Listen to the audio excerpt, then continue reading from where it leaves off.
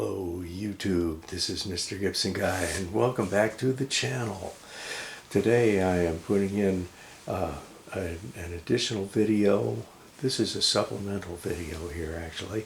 I've been doing this series on the Contax cameras and the Carl Zeiss lenses, and I recently started a comparison, comparing them with a set of Contax lenses with a set of NIKKOR lenses, and those are in the process. They've been shot, and it's the hold up into my videos is that it takes a while for our local CVS to get the film out and get it back from the processor, and so that got really slowed down over the Christmas holidays, and now it's back up to like about a 2-week turnaround. And I did the introduction part to this a couple weeks ago, where I showed you all the camera and all the lenses that are going with it and compared them with the NIKKORs that are doing it. And I've shot that video, which is going to be a two-parter. The intro was part 1, then part 2 is going to be wide angles, and part 3 will be the photos from the telephoto lenses. And these are all going to be side-by-side comparisons. But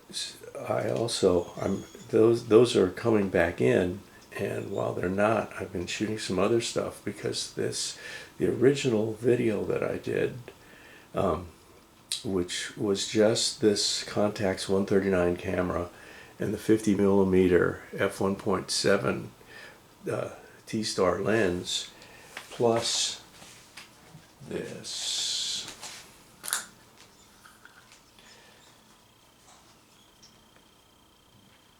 Show this without it falling off here. This is the 200mm f2.8 Carl Zeiss lens. And so I shot one roll of film at the park in Inverness, and the light was very nice, and the place wasn't crowded. I kind of had it mostly to myself, and just got to have some real fun with the shooting just with these two lenses. And I posted some of the pictures that I took in the video, and I got a lot of response from that. A lot of people were like that, and they wanted to see all the rest of it coming up. So I had shot another, actually this shoot here, this is pre-comparison, but this is going to be all the pictures I shot just with Contax, with this 139, and I was using this, which is the 35mm f2.8 T-star lens, that lens, and the 25mm f2.8 Distagon Carl Zeiss lens. I'm going to put these over here.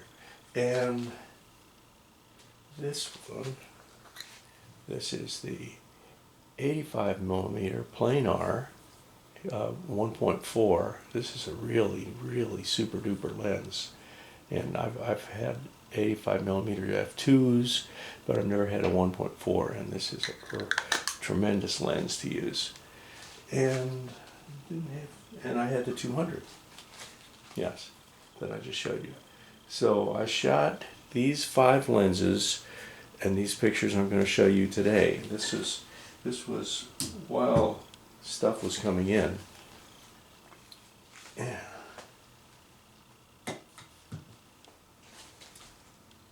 So today I'm going to be showing you just the results of what I've gotten with the planars and the teletessars and all that stuff. But this is going to be just a showing the pictures. Now I'm going to hope that this comes out. I can't tell in the viewfinder, but this is one of the things that you get with some of these Zeiss lenses, and that's you get a star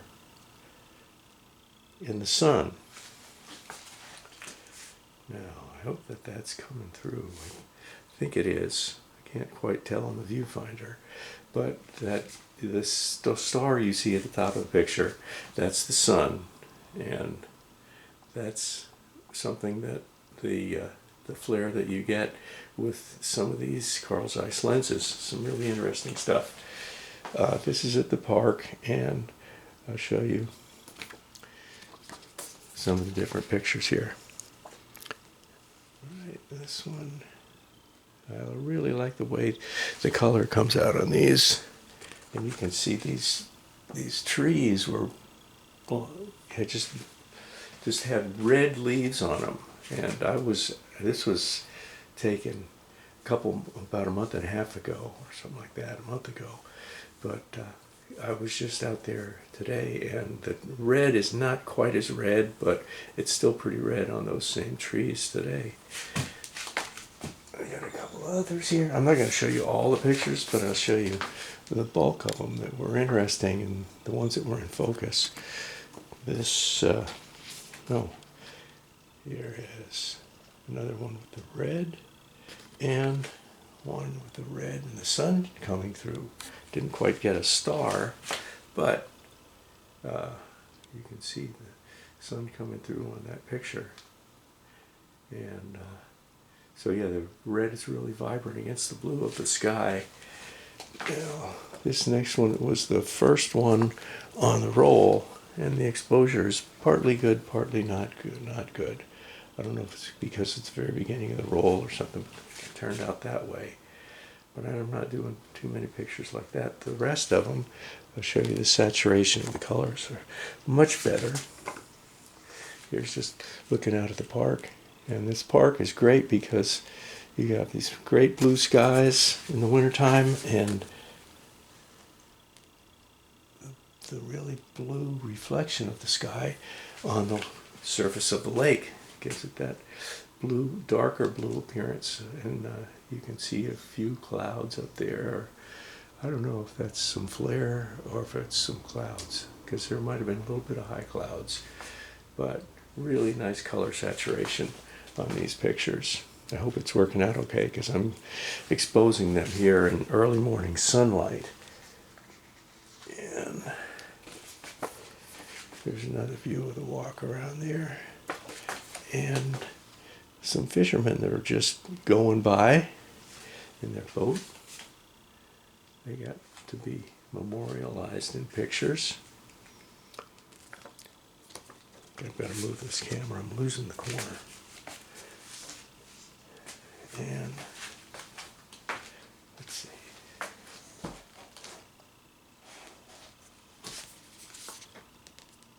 Fisherman again.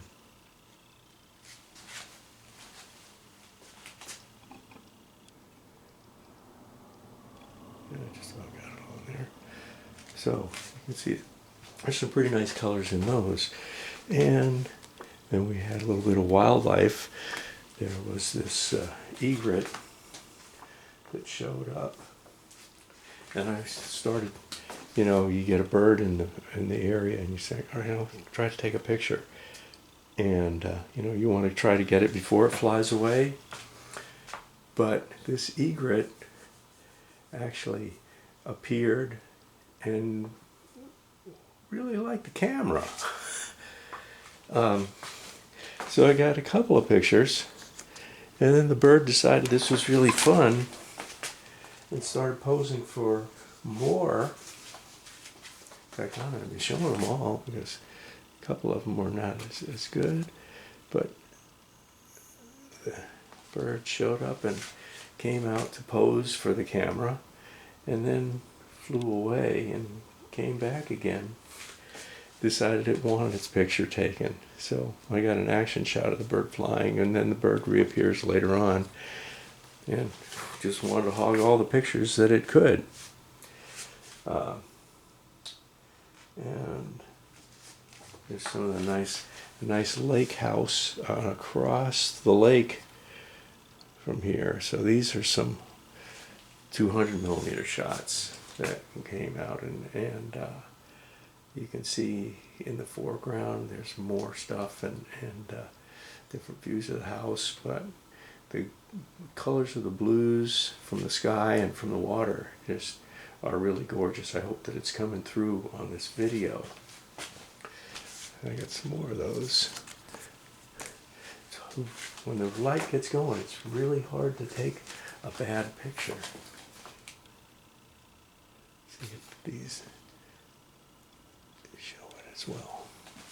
Okay, yeah, the water really gets a depth to it in the color rendition that these Carl Zeiss lenses are showing. The one thing about this is you could tell from those first sunstar pictures that the sun was still pretty high in the sky. It really didn't get down to the golden times and about an hour later. So these are more, not midday, but early afternoon photos. And when I was out shooting yesterday, I was doing the same project only with Canon lenses. The light just kept getting better and better and better, and I ran out of film, and it's like, oh boy, it's just really getting good. So that's what it really is like, is you can't stop taking your pictures. And I'll save those, I'll do that. Let's do this. This is some of the trees down here. You can see kind of zones of different colors in those. And this is the cypress right overlooking the lake right there. You can see that. Or I could change that one to this one. There you can see it. Oh, I got a little, raise the camera here. So, just a couple more pictures here. Let's see, this is some of the activities. So we got the boardwalk you can go on. It's always interesting to shoot pictures of the boardwalk. On the boardwalk. And they have a beach areas where they put in sand, and they have beach volleyball there. So we have some more activities. I didn't see anybody playing volleyball, but there wasn't many people because school was still in while those pictures were taken. And then there we have the bicycle path that I had shown a whole roll of in my earlier pictures when I first just shot the two lenses, the 50mm and the 200. And this is some people going down the bicycle path. This runs through 4 counties. It's a long bicycle path. It's put in on the old railroad bed. And if you check some of my earlier videos, my first one about the Contax 139, that's where I showed the pictures from here. And that's about it. Let's see. Yeah, one more. That's more with I think that's with a 50, showing the same house, but with the wider view of the lens there. So these are some catch-ups to these here, catching up to what's going on. As I said, these are not part 2 and part 3. Those are still coming, but I hope to have those to you probably in the next week. They should be due. And then I also have been starting plan. I've discovered that, well, I knew I had all the NIKKORs to match the Carl Zeiss lenses, but I checked around and it turns out that I have just about all the Canon lenses to match the Carl Zeiss lenses. So I'm going to do a comparison of the Canon to Carl Zeiss T star lenses coming up close. I need to get that 85mm f2 Canon FD lens, and I'll have all that set. And also, the one thing that's still missing in my Contax set is that I don't have the Contax T star 28 millimeter f2.8. I have the 25 millimeter, and I have the at this 135. I didn't have that for this. I did not have this one, the 135, for this video that I just showed, that we just are watching right now that I made. But I have 6 T-stars, and I got to get that 28 millimeter, and I'll have 7, and that pretty much takes care of all of them. So that was my moving ahead video here, getting ready for the Contax to Nikon comparison, and that's going to be coming up in the next week, or that's going to be a 2-parter too, because I'm doing 1 part for the wide angles and 1 part for the teles. So that's my catching up date on the Carl Zeiss T-Star collection here, and part 2 and part 3 should be coming out soon. All right, thank you for watching. Give me a little thumbs up, and thank you for sticking to the end of the video, and tell me what you think about it. I can't wait to see the comparison between these 2 different lens companies. All right, so until the next one, this is Mr. Gibson Guy, and I am out of here.